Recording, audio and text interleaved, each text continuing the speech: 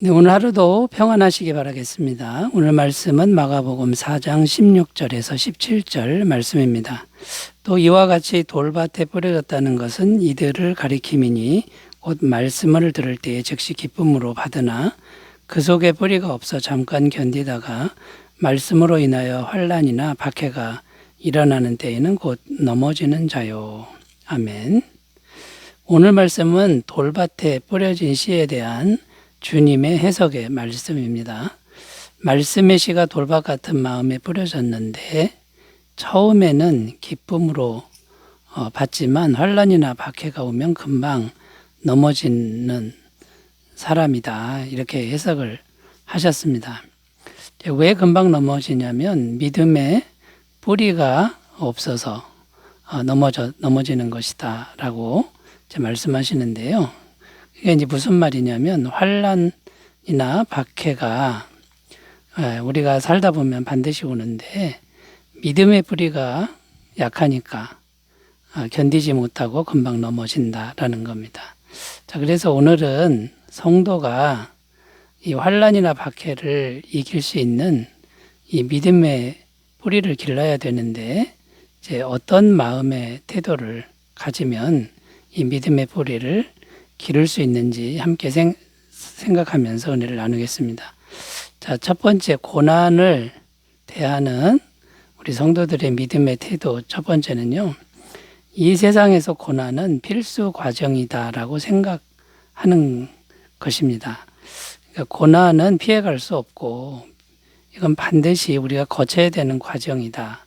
이렇게 생각하라는 거죠. 자, 환난이나 박해가 반드시 오는데요. 안 올 수는 없다라는 거고요. 자, 그게 올 때 그걸 너무 크게 생각하면 안 된다라는 겁니다. 환난이나 박해가 올 때 큰일 났다. 이제 금방 죽겠구나. 이렇게 생각하면 금방 넘어진다라는 것이죠.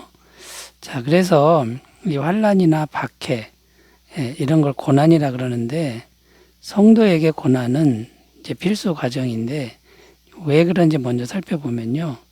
이 땅에서는 마귀가 활동하고 있기 때문에 이 고난은 환난이나 핍박은 피해갈 수가 없는 것이다.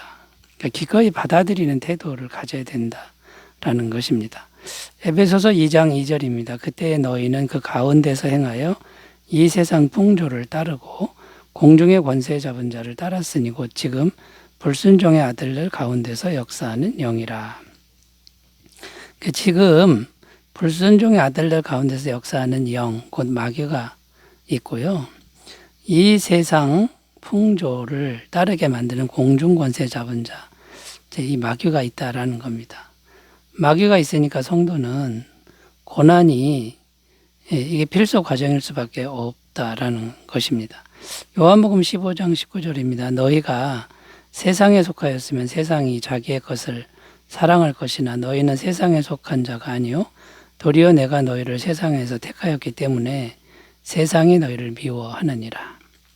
자, 성도인 우리는 세상에 살지만 세상에 속하지 않고 하나님께 속했다라는 것입니다. 여기서 말하는 세상은 마귀가 지배하는 이제 그런 영역이죠. 그러니까 마귀가 지배하는 이 세상 속에 우리가 있기 때문에 미움을 받을 수밖에 없다라고 지금 말씀하고 있는 겁니다. 자, 이게 고난은 필수 과정인데요. 그런데 하나님의 말씀을 보면 안전장치가 되어 있습니다. 이 고난이라고 하는 건 분량이 정해져 있다라는 겁니다. 그러니까 우리를 넘어뜨리기까지는 이 환난이나 핍박은 오지 않는다라는 말씀입니다. 고린도전서 10장 13절 사람이 감당할 시험 밖에는 너희가 당한 것이 없나니 오직 하나님은 미쁘사 너희가 감당하지 못할 시험 당함을 허락하지 아니하시고 시험 당할 즈음에 또한 피할 길을 내사 너희로 능히 감당하게 하시느니라. 그러니까 피할 길도 내고 감당할 만큼만 주시는 안전장치가 하나님의 손안에 예비되어 있다라는 것입니다.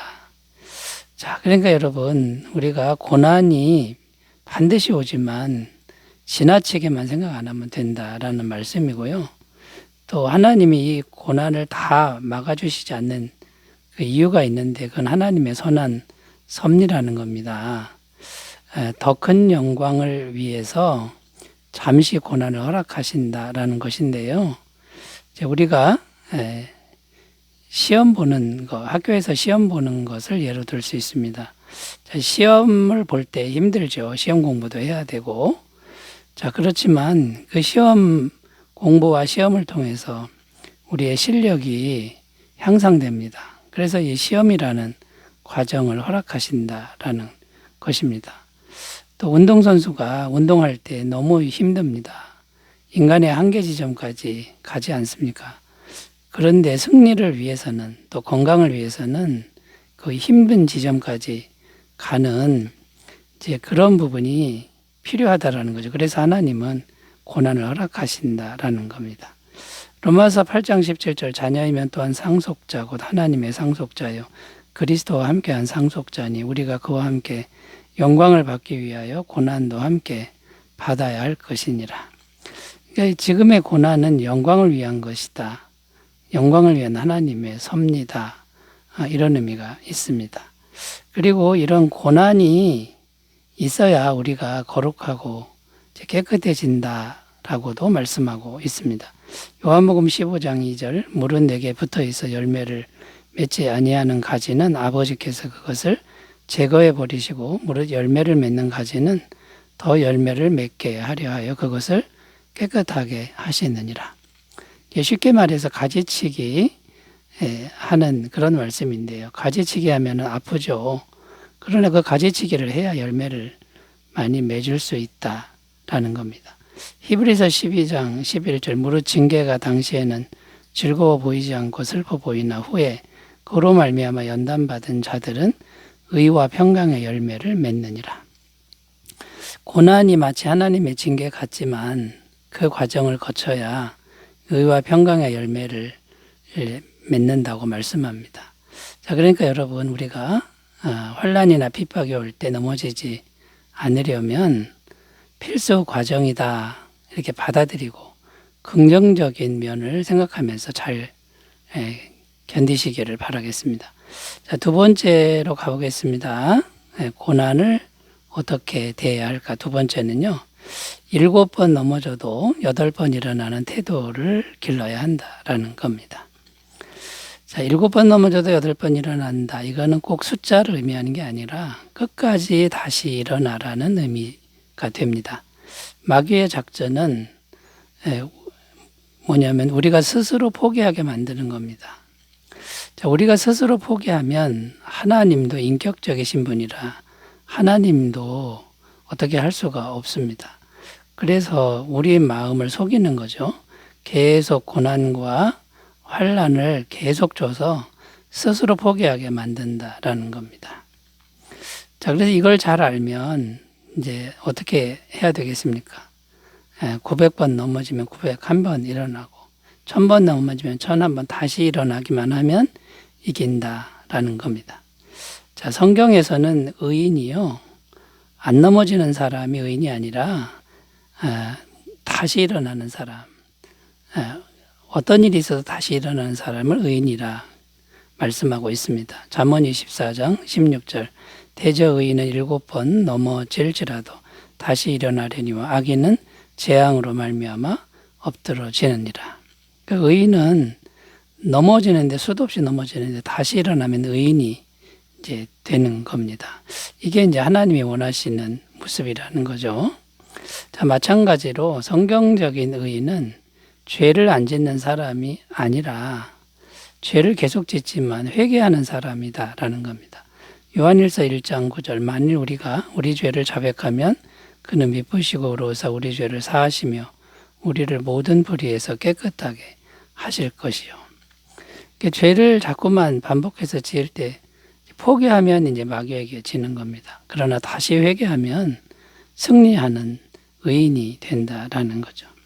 자, 그러므로 믿음의 뿌리는 넘어져도 계속 일어나서 하나님께로 갈 때 그때야 비로소 자라나게 된다라는 겁니다. 누가복음 15장 20절 이에 일어나서 아버지께로 돌아가니라 아직도 거리가 먼데 아버지가 그를 보고 측은히 여겨 달려가 목을 안고 입을 맞추니. 지금 하나님 아버지는 기다리고 계십니다. 우리가 인격적으로 넘어진 자리에서 다시 일어나서 한 발자국만 오면 하나님은 달려나와서 우리를 맞아주신다라고 되어 있습니다. 결국 믿음의 뿌리는 하나님 아버지의 영원한 사랑을 믿고 선택하는 것이다 라는 겁니다. 로마서 8장 38절 39절 내가 확신하노니 사망이나 생명이나 천사들이나 권세자들이나 현재일이나 장래일이나 능력이나 높음이나 기쁨이나 다른 어떤 피조물이라도 우리를 우리 주 그리스도 예수 안에 있는 하나님의 사랑에서 끊을 수 없으리라. 자, 이 사랑을 굳게 믿고 영원히 믿고 오늘 다시 일어나서 주님께 가는 결단이 있으시기 바라겠습니다. 자, 세 번째로 가보겠습니다. 성도는 고난을 어떻게 대해야 할까요? 세 번째는 평상시에 항상 기도하고 있어야 한다라고 말씀합니다. 자, 환난이나 박해는 피해갈 수 없는데, 그런데 이제 이것을 이제 이기려면 평상시에 기도하고 있어야 된다고 성경은 가르칩니다. 마태복음 26장 41절 시험에 들지 않게 깨어 기도하라. 마음에는 원이로되 육신이 약하도다 하시고. 겟세마네 동산에서 십자가를 앞에 두고 주님께서 이제 하신 말씀입니다. 시험에 들지 않게 깨어 기도하라. 기도하면 어떤 시험이 와도 이길 수 있다. 이런 내용이죠. 자, 결과가 어떻게 되었습니까? 기도하신 주님은 넉넉하게 승리했습니다. 그 모진 십자가의 길을 이제 가셨죠. 승리하며 가셨는데 기도하지 않은 제자들은 다 넘어지고 도망갔다라는 겁니다. 자, 왜 기도를 해야 될까요? 기도하면 성령님이 하나님의 영이 우리 마음에 이제 임하셔서 마음을 지켜주신다라는 겁니다. 빌립보서 4장 6절 7절 아무것도 염려하지 말고 다만 모든 일에 기도와 간구로 너희 구할 것을 감사함으로 하나님께 아뢰라. 그리하면 모든 지각에 뛰어난 하나님의 평강이 그리스도 예수 안에서 너희 마음과 생각을 지키시리라. 하나님의 영이 우리 마음과 생각을 지켜주니까 어떤 고난이 와도 이길 수 있다라는 것입니다. 에베소서 3장 16절 그의 영광의 풍성함을 따라 그의 성령으로 말미암아 너희 속사람을 능력으로 강건하게 하시오며. 우리 속사람을 능력으로 강건하게 하시는 분이 성령님이다. 이렇게 성경은 증언하고 있습니다. 시편 23편 4절 내가 사망의 음침한 골짜기로 다닐지라도 해를 두려워하지 않을 것은 주께서 나와 함께 하심이라. 주의 지팡이와 막대기가 나를 안위하시나이다. 죽을 고비를 수도 없이 넘긴 다윗이 쓴 시편입니다. 다윗 마음에는 성령님이 충만해서 사망의 음침한 골짜기에서도 평안했다라고 증언하고 있는 겁니다. 자, 마음을 지켜주지만 또 성령님은 기도할 때 환경적으로 보호하신다. 환경을 다스리신다고 말씀합니다.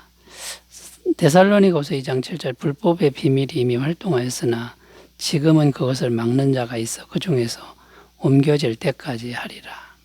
아무리 불법이 활동해도 막는 자는 제 성령님인데 성령님이 계셔서 막아주신다. 그러니까 어느 정도 선을 넘지 못하도록 막아주신다. 이것이 바로 하나님의 성령이 하시는 일입니다. 평상시에 기도하시는 은혜가 있으시기를 바라겠습니다. 기도합니다. 하나님 아버지, 성도로서 우리는 고난을 잘 대처하게 하여 주옵소서. 예수님의 이름으로 기도드립니다. 아멘. 은혜 충만하시기 바라겠습니다. 감사합니다.